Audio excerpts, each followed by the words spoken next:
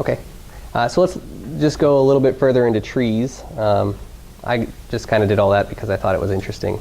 We never really see analyses done for these real data sets, so just thought it might be interesting to go through that. Let's think about what regression trees are doing with only one x and one y. Okay. And Dr. Dickey put up some great graphs, but I'm just going to sort of recreate them for this particular example. So here I'm doing my scatter plot of my map and RC. So that's the first split that we used in that tree that just included map and mat. So this is what the regression line would tell us to do, right? For a given value of map, this is what I want to predict my RC to be, whatever value the line is. Well, regression trees are similar in the idea, except we're just going to break up the x range and then predict by the mean of the points within that x range. Okay. So I just made the tree here. I did some splitting. Here's all my splits based off of that one variable. I wrote a function that would then plot the prediction across the map variable. And I didn't have enough time to make it look a little nicer. There really shouldn't be a line going up and down here. It should be a constant function over each range of x that we are looking at. Okay. So really, you kind of want to ignore these lines going up and down. But essentially, the regression tree says that if my x is less than something around 500, I'm going to predict this. And this bar represents the mean of all the y variables less than 500 for map. And between 500 and whatever the next one is, we're representing the prediction with the mean of the y's in that range. So it's a really related method, if you think about it in this way, to simple linear regression, right? We're just trying to predict our y. How are we predicting it? Well, we're splitting up our x ranges and then just using the mean of whatever y's are within that range. So it's kind of nice. Let's do this with two predictors and also get fancy, right? We got two predictors. We're going to really need to be plotting in 3 space. Easy to do in R. I'm going to read in the plot3D and plot3D RGL packages. And so now I'm going to do a 3D scatter plot of my mat, my map, and the RC. So remember that one tree that they actually had in their paper had map and mat in it. So we're going to use that to predict our RC. Here is that in movable form in a web page. Well, that's fancy, right? So that's kind of fun. I actually didn't know how to do this before today, so I added this in. But right, you got your map, you got your mat, and the RC's the Z. So what am I doing with regression? If I run an additive regression model, what am I trying to do with these points?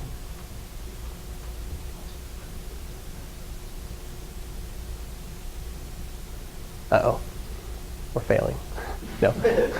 What are we trying to do if we fit an additive regression model for RC based off of mat and map? In simple linear regression, right, we're trying to fit the best line. What are we trying to do? What are we trying to fit the best thing here if we're doing additive? A plane, right? We're trying to find the best plane that would go through those points. And by best, we mean the one that minimizes the sum of squared errors, right? And so we're going to add in the regression surface down here. We're just going to get the fit for that using the LM function. So this is an additive model. Here's the coefficients. We see we do get significant coefficients, so the slopes are both significant. You have to create a grid of values to then plot this plane on, so that's what this little chunk of code does, and I stole this from some website. They were very nice. And then I'm just going to add that to my thing here, and here it is in movable form, right? So this is the best possible plane that could go through those points in terms of minimizing the sum of squared errors. So again, regression is predicting in this form, right? Regression trees are just going to use step functions and do the prediction in that form. Okay? But before we do that, let's do the same thing but an interaction. If I had an interaction to my regression model, what am I fitting? Possibly. Probably like a saddle, right? So you get like nice saddle looking things. You can do that with regression, with interactions. So map times mat. I'm doing the same thing, making a grid of them, adding them in.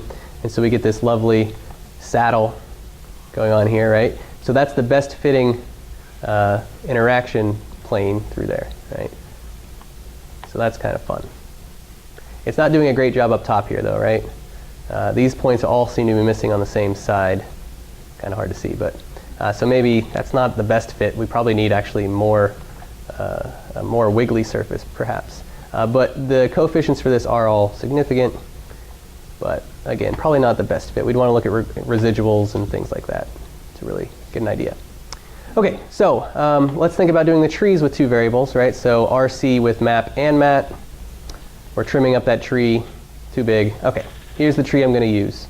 Okay, so again, I'm going to predict my RC based off of the mean of whatever Y's, whatever RC values fall into the given category of map and mat.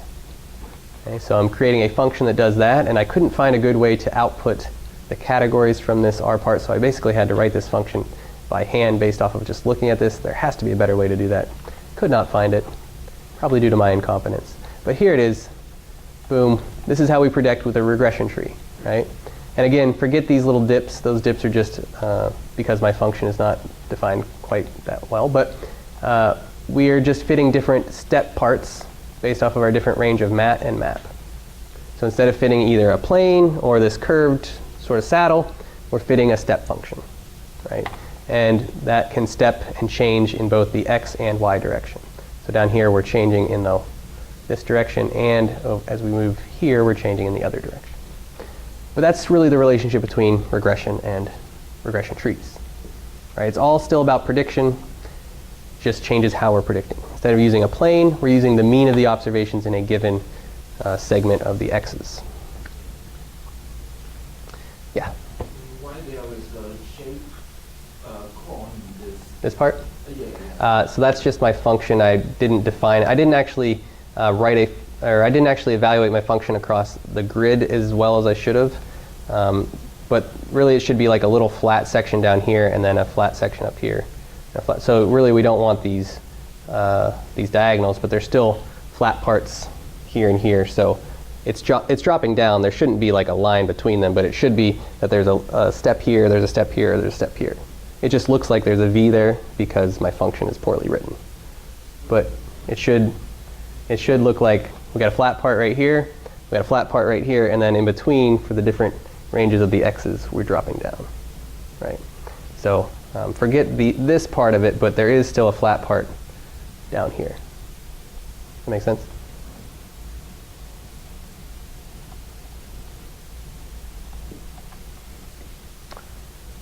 All right. So let's talk a little, zooming. Let's talk a little bit more about the splits. So how are they actually doing the splitting? Well, I just used the elements of statistical learning and pulled a little blurb out of there. We want to consider all the predictors that we're looking at, and the possible values of the cut points for each of the predictors are the actual values that we observe.